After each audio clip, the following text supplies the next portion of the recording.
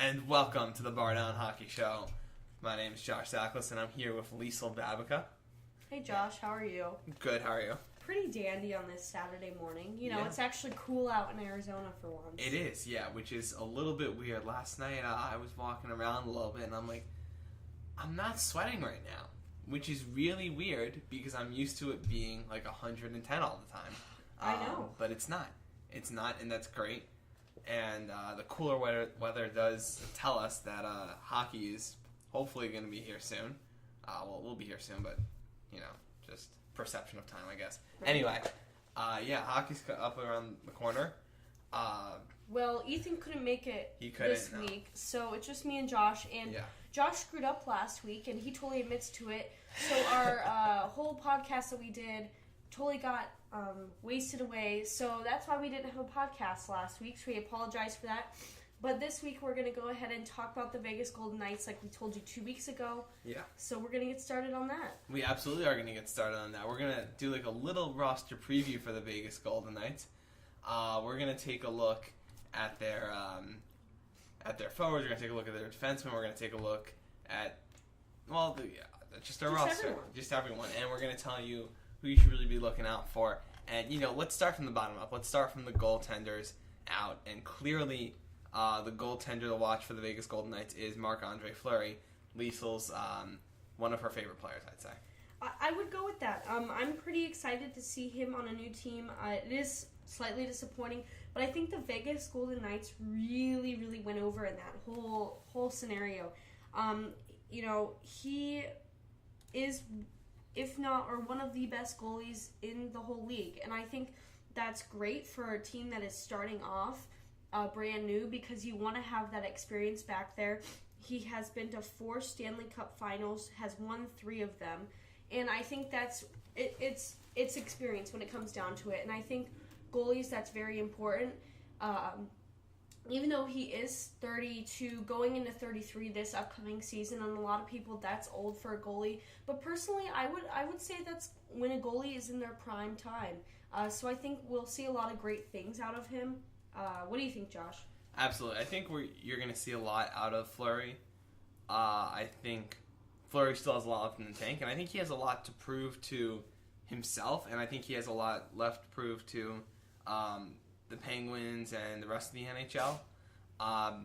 No dig on the Penguins here, but they did move on from Fleury. They moved on to an even younger goaltender, which I guess as just a spectator of the Penguins and Liesl's a fan of the Penguins, you can't really hate on them from moving on from a 32-year-old goaltender to a 23-year-old goaltender who seem to be about at the same level right now. Yeah. So they moved on from Fleury. He's been a franchise cornerstone for them, and I'm sure one day his number will be hanging in the rafters above the rink. I think it's interesting, though, that because when you're making a new franchise, you need a face of the franchise. And if you go all over social media, Fleury's one of those people who's the face of the franchise for them. And I think that's a great direction that they are going. And I think he'll be okay with that type of weight. He's always had a lot of pressure on him, especially in his playoff runs. He always gained a lot of heat because he was never successful. But I think he can handle the franchise face tag. And I think that's awesome because he deserves that. He had that for a while in Pittsburgh, but at the same time you're overlooked because Crosby, Malkin, Letang, etc. But this is for him, like you said, it's his time to shine. So I think it'll be really successful for him. Absolutely. And the interesting thing is that when you think Pittsburgh Penguins, you think Mario Lemieux, you think Sidney Crosby, you think Malkin, you think all of these great players. You don't necessarily think Fleury.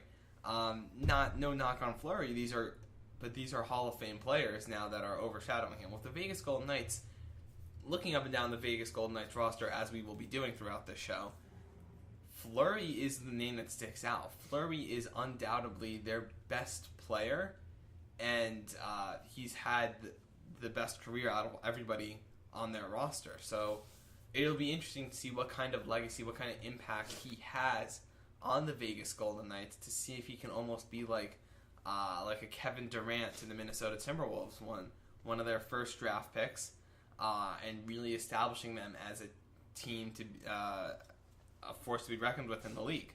So that'll be interesting to see. But just taking a look at their other goalies, the 3 other goalies on their roster, Oscar Danks, Calvin Picard, and Maxime Lagrace. They're all under 25 or younger, which is a good look for an expansion franchise. Yes, it is, because once Fleury, retires, or say he goes back to Pittsburgh for a year, you have 3 goalies lined up. And that's always a good trading mark if you want to trade with teams, because I know goalies are always the one that you're looking for and is a prized possession in the league. Absolutely. But, enough about the netminders. Let's talk about the guys who play in front of them. Let's talk about the defensemen. Liesl, do you have anybody on the roster that you're like, all right, like this guy was a nice pickup for them? Well, I'm going to stay with the Pittsburgh Penguins background. Derek England played 5 years with Pittsburgh and then 3 years with Calgary, and so now he's moved over to the Golden Knights. He is on the older side. He's 35 years old, but I don't think that's necessarily a bad thing when you're creating a franchise and you're putting a lot of guys together as one, because there's going to be a lot of young guys who either, they've never seen the ice or this is their first time, whatever it may be. So you want people who are older, who have league experience to show them around. He's never really been a goal-scoring guy. He's only scored 22 goals over his career, but he's had 64 assists out of his 8 years in the league, which isn't too bad. I would say it's average or a little bit below. But the thing that stands out to me is he's had 500 penalty minutes over his past 8 years. So he brings a lot of muscle and physicality to the team, if you want to put it that way, and that's never a bad thing. So I think that'll be an interesting look. What about you, Josh? Absolutely. I'm looking at two of their top defensemen. I'm looking at Nate Schmidt and Jason Garrison. So Schmidt, he's coming over from the Washington Capitals, and I think even though we've said a lot about the Capitals, we've talked a lot about how they just can't seem to put it together. They might not win a cup. They're really messing up somehow. But there's something to be said about having success in the regular season. And in order to have a chance to have success in the postseason, you got to have a successful regular season. And bringing over a guy like Nate Schmidt, who knows what it takes to be successful in the regular season, is not a bad move for the No, it's not. Not at all. Golden Knights. He's also only 26 years old, and he still has some room to improve. And I think it's a good ad for them. Looking at Jason Garrison, he's 32 years old. He's a little bit on the older side, but it's not bad to have a veteran defenseman in there who's been around the league. He's been with Florida, he's been with Vancouver, he's been with Tampa Bay, now he's going to be with the Vegas Golden Knights. And I think that's a solid pickup for the Golden Knights, who are looking to establish their identity, who are looking, saying, hey, we're not here just to mess around, just to kind of like be an easy win for teams. We actually want to do stuff. We actually want to win games. And these players have experience winning games, and they're not going to tolerate guys going out on the ice and just giving it 50%. They're going to demand that their teammates give 100%. I think Jason Garrison is another interesting one. If you do look at the Vegas Golden Knights social media, he's a face that's very familiar all over their media as well. So I think they're kind of picking they're picking a couple people from each section. Pardon me. And so I think that's a really good idea, that they're kind of picking out like people from the defense and forward, and you have a goaltender, because you want people to be excited. You want people to be excited that there's a new franchise in a team and people that they can hook on to easily. Exactly. Like me. Like, I'm not excited that the Islanders have not re-signed John Tavares. So that's very disappointing for me.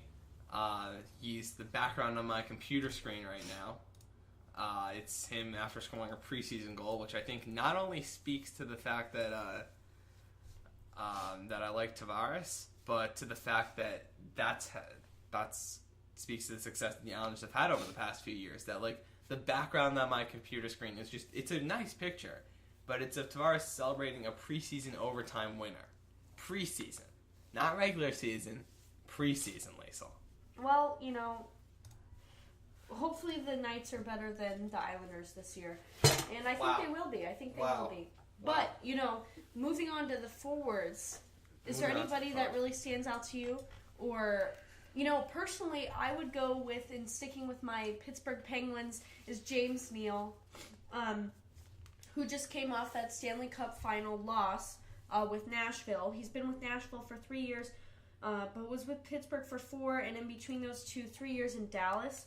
However, I will find it interesting that he has not had as much as a successful season, except he was with the Penguins. He had 89 goals and 95 assists, and he's never broken the 80 barrier mark since then. He's had 72 goals, 77 goals with Nashville and Dallas. So goals or games? Goals.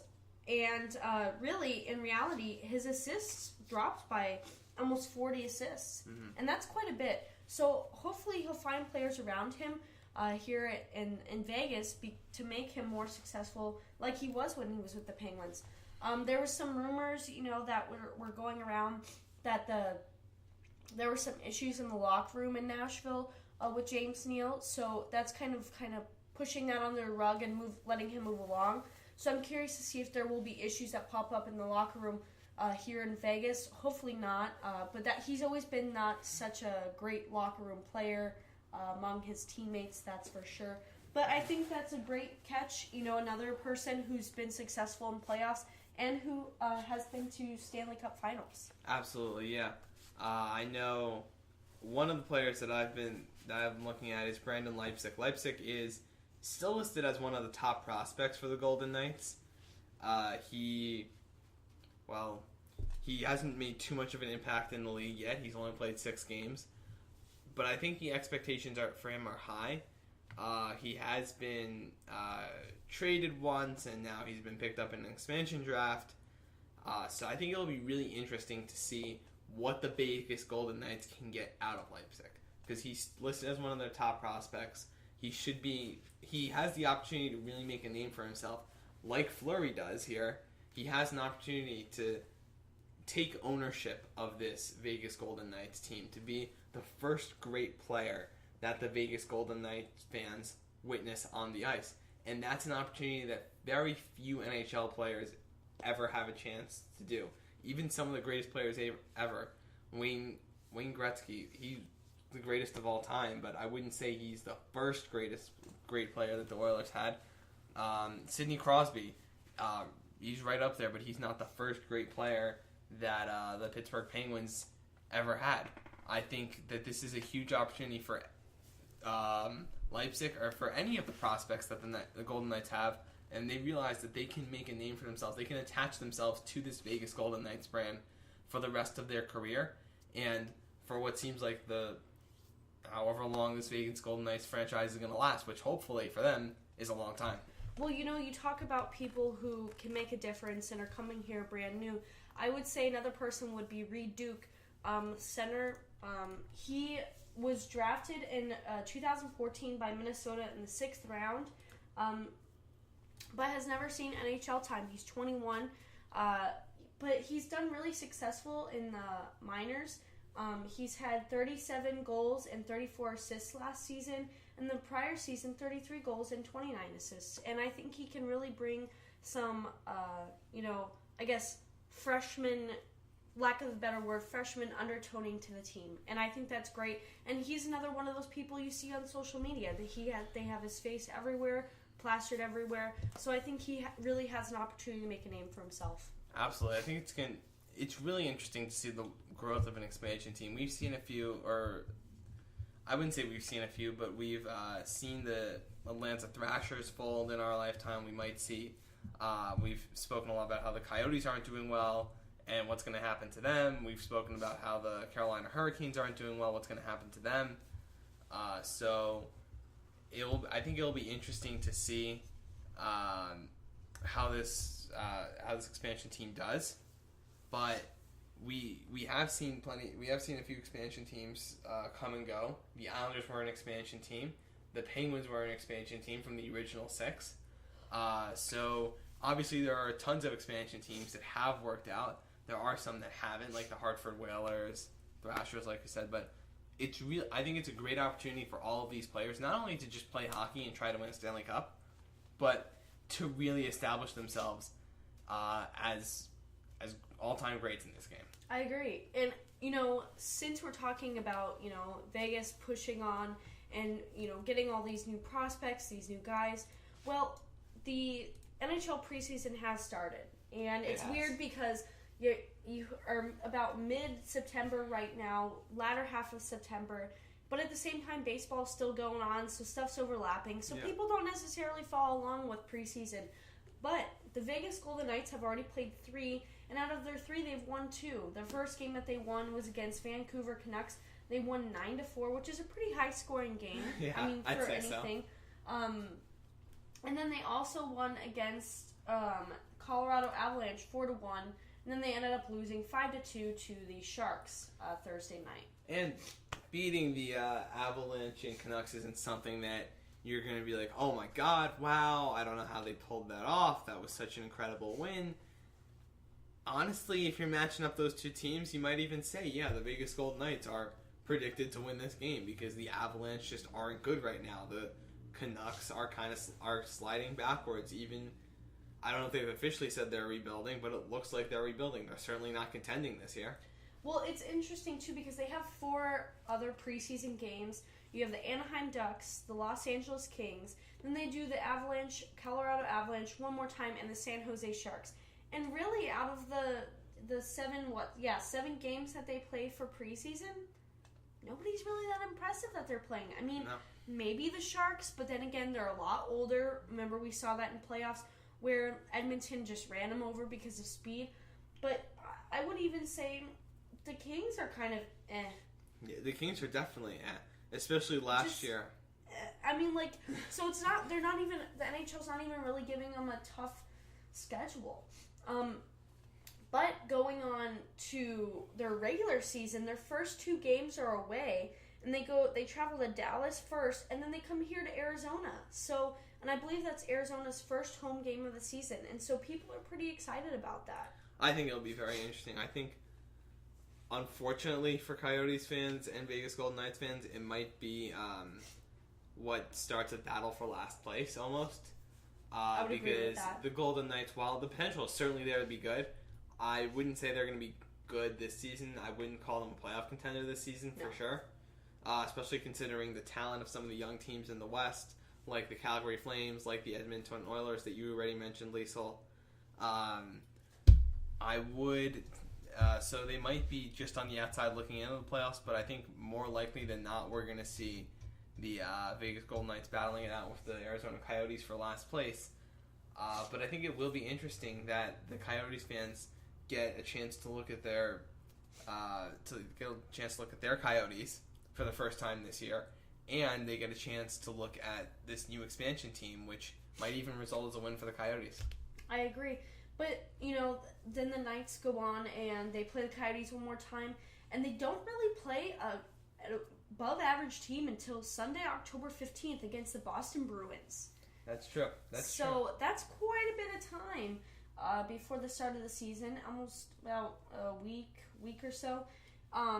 But I think that's kind of interesting. That's pretty much their biggest person they play, and then they don't play the Blackhawks until Tuesday, October 24th. So, I mean, it'll be interesting to see. I think the league purposely gave them cupcakes at the beginning. I don't blame them because you don't want a franchise starting off really crappy. No. And that's just the reality of it. And so I don't blame that they put cupcakes at the beginning of their schedule because you need them to get in the swing of things. You want them to be successful if you're on the NHL business side. No, you absolutely do. And I'm sure the NHL is learning from past mistakes that they've made with expansion. We mentioned the Thrashers folded. We mentioned that the Coyotes and the Hurricanes aren't doing so well. So good for the NHL from looking at those teams and saying, okay, we need to establish a loyal fan base, which is something that's pretty obvious, but maybe in the past they've been like, let's bring in some good teams and show them what the NHL is really about. And now you have the hometown team getting slaughtered in their first couple of games, and that's just not fun to watch for the fans. So I think it will be interesting to see how this fan base grows, and that's always been one of the big questions about the Vegas area, but I think it'll be interesting to see how this fan base grows. So I'm interested, Josh. So I'm not sure how many people do know, but the NHL had games in China. Mm-hmm. One in Shanghai and one in Beijing. It was the LA Kings and the Vancouver Canucks. The Kings won both times. However, the second game, the game went into a shootout. What are your thoughts about them playing in Shanghai and Beijing? I think it's nice that they're trying to expand the game. I think that it's similar to the MLB playing like early season and preseason games in Australia, and the NFL playing in London. I think the question that you really have to start asking if you're going to try to expand this into the regular season is, how are we going to even this out for teams? Because how is it fair? Are you just going to send West Coast teams to China? If you do send an East Coast team to China, are you going to give them some extra time to recover from travel? That's a good point. I didn't think about that. But at the same time, I think it's kind of a stretch by the NHL to bring hockey into China. I mean, honestly, when you sit here and think about it and actually ponder hockey and China, the two do not click. Just like you would think Arizona and hockey do not click. Mm-hmm. I think it's a stretch that they are being put in China. I think they'd be better off going in maybe Eastern Europe, or places that are it's naturally cold, or things like that. Which brings to the next point, is that we have an international global series that'll be happening on November 10th and November 11th in Sweden against with the Colorado Avalanche and the Ottawa Senators. Yeah. See, that I think is a better base for the NHL. I mean, you have Sweden, who has their national team, and a lot of players in the NHL come from Sweden.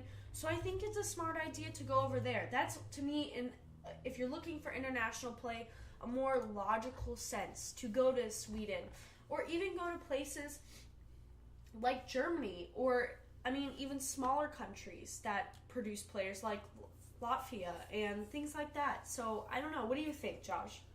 I think to talk about the China market is definitely there. I think good for the NHL to try to reach out to it. Again, travel concerns are there, but that's why it's done in the preseason. So going off that, I think it's nice that they're trying to reach out to the market in Sweden. I think it's a good move for them. I think that it's a little bit scary for Avalanche fans that their team is going to be traveling from Colorado to Sweden and then back to Colorado to play regular season games. I think for Ottawa it's not that bad because they're right above New York, so they're one of the easternmost teams that you can get. Sure, you could send Toronto or you could send Montreal or one of the New York or Philly teams, but Ottawa is pretty east as far as the league goes, so at least you're not sending like the Kings or something. But I think it'll be interesting I think it's interesting that they're sending the Avalanche to Europe, and we don't have the schedule in front of us right now, but I think it's interesting to see, do the Avalanche have a bunch of off days after the Sweden series, and if so, like, do they are they before, are they after, what are the Avalanche going to be doing, what are their travel plans, are they going to be coming home, or are they going to have to stay on the road? I think it looks like they actually come home, but they have a 5-day gap between November 11th and November 16th where they will play the Washington Capitals. But I think it is smart because they already put them on the East Coast for 2 days. November 4th they play the Philadelphia Flyers, and November 5th they play the New York Islanders. So they're already on the East Coast, which I think is a smart move. But I'm curious why they didn't put them back on the East Coast almost right after and then push them back home. Because they don't go back home until November 18th. So that's a good 14 days that they're out of their home arena. I think they go home the 16th and they go back to the East Coast on the 18th. Oh, yeah. Sorry. Yeah, I think that's a nice move. I think that's going to be a long road trip for those players. And I think that if anybody, I think we're going to see some stories come out about what the players are going through, what it's like for them to go to Europe, because obviously it's always nice to take those vacations, but a lot of players have families that they're going to be leaving for that long. And yes, you take road trips all the time, but it's one thing to take a road trip from Colorado, then you go to New York, you go to Florida, you go to Texas, and then you go back to Colorado. It's another thing when you're going to New York and then to Europe and then back to Colorado. I would agree with that. So I think that's going to be interesting. I think that's going to be interesting to see how that affects their schedule. You know what? Okay, our final wrap-up of schedules before we kind of head into maybe some ASU hockey in Arizona. So I was by some kids last night, and they mentioned that the Central Division in the West Coast Conference was the hardest division. That's just... And, I just kind of laughed. I just chuckled because I was like, that is a bunch of BS. Because, if anything, it's the Metro Division. And Josh and I were talking before we started the show. Yeah. I mean, if you look at the Metro Division, you have the Blue Jackets, the New York Islanders, the New York Rangers, the Philadelphia Flyers, the Pittsburgh Penguins, and the Washington Capitals. And then you have the New Jersey Devils, who are kind of bringing up the rear end. They should be pretty successful, like you mentioned before. They're a young team. I think they're going to surprise some people. Because I don't know if you heard when I was kind of interrupting Liesl there. But, no worries. That's 4 playoff teams in one division. That's half of... that's kind of how it should be. But still, you got 4 playoff teams in that division. Even the Flyers are up there. You got the Islanders, who are a fringe playoff team. I think they finished 9th last year, like 1 or 2 points out of the playoffs, despite the terrible start they had to the season. The Flyers are a fringe playoff team. I think they were right up there with the Islanders, maybe 10th, 11th, 12th, right up there, just a few points behind the playoffs. And the Devils are a young team. The Devils will compete. The Devils will challenge people. And the only easy win, the only team that you can look at and you can say, okay, this team's not going to make the playoffs, is the Carolina Hurricanes. In every other division, you have more than one team. You have a handful of teams. And even in the Atlantic Division, you have the Boston Bruins, you have the Montreal Canadiens, Ottawa Senators, Tampa Bay Lightning, and Toronto Maple Leafs. I mean, the Eastern Conference is really difficult, and so I just thought that was funny, and I should bring that up. It's absolutely stacked, and the Western Conference has only gotten easier. Yeah, you have more teams to compete against. You have the Avalanche, the worst team in hockey. Stars, one of the worst teams in hockey. The Winnipeg Jets, one of the bad teams in hockey. Arizona Coyotes. The Coyotes are clearly rebuilding right now. You have the Los Angeles Kings, who seem to be slipping down. The Vancouver Canucks, who seem to be approaching rebuilding. And you have the Vegas Golden Knights. You have an expansion team. The West is a much easier conference. I'm not saying that it's easier to win the West than win the East, because it's challenging to win either league. But when you look at the teams you have to play in the West versus the teams you have to play in the East, there's a clear advantage to teams in the West because their competition isn't as much. I agree. We're running out of time. However, I would like to touch on something that many people probably don't know about, is the ASU women's hockey team, the ASU club women's hockey team. This is their 2nd season. It's really exciting because a lot of people are like, hockey is a men's sport, and I get that. I'm traditionally more a person who, there's certain sports that are men and women's, but hey, if it works for you, it works for you. Mm-hmm. They played their first game of the season last night against Grand Canyon University, which they're in their inaugural season this year. It's really exciting for women's hockey in the state of Arizona, and it's really interesting to see it go down. It's a little bit different than watching men's. They're not allowed to hit or have much contact, so you have to be more stick. What's the word that you gotta have good stick skills? Yeah, you have to have good stick skills. But they ended up tying the game 1-1 after overtime. But it was really exciting, and I think a lot of people should check it out. It's different, and this is my shameless plug, but you should, because I would say it's underrated. It absolutely is. Women's hockey. I haven't gone out to see a game yet, but I'm definitely going to try to get out and see a game. I think it's something that that's going to be interesting to check out. I know there is a WNHL. I know it's not as successful as the WNBA, but it exists. It's out there, and I think it's something people should check out. But we are running out of time this week, so we just want to thank everybody for tuning in and listening to the Bar Down Hockey Show this week. I'm Josh Zaklis. You can follow me at Josh Zaklis on Twitter. And I'm Liesl Babica, and you can follow me at Liesl_Lee. And this is Bar Down Hockey. Hockey. Hockey. Hockey.